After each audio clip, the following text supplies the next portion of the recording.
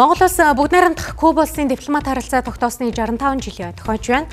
Түүхэн ойг тохиолдуулан хамтын ажиллагааны хүлээн авалтыг Куба улсын нэрт эх орон чих сэтгэгч Хосе Мартин нэрэмжит 52 дугаар сургууль дээр зохион байгууллаа. Энэхүү уулзалтын үеэр Монгол улс Куба улс хоёрын хамтын ажиллагааны хүрээнд боловсрол, соёл, шинжлэх ухаан, хүмүүнлэгийн салбарт төлхөө анхаарч ажиллахаа онцоллоо.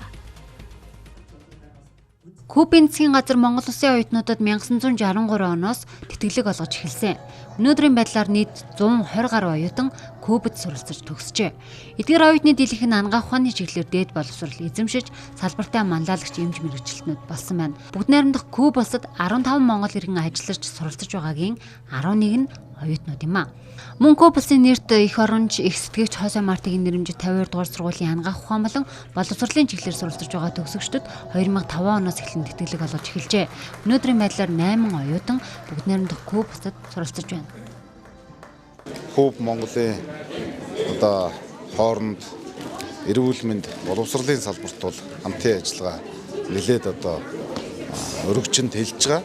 Цаашдаа энэ Монгол Кубын хоорондын харилцаа улам өргөжинд хэлж олон салбарт бас өргөжин гэдэгт итгэлтэй байна.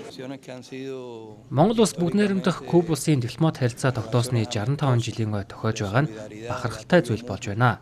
Энэ нь хоёр орны найрцаг эрхтгч байдлыг эрхэмлсэн харилцааны илэрхийлэл юм. Цаашдаа Монгол улс бүгд найрамдах Куба улсын дипломат харилцааг илүү бэхжүүлэхийн тулд хүчин зүтгэнэ.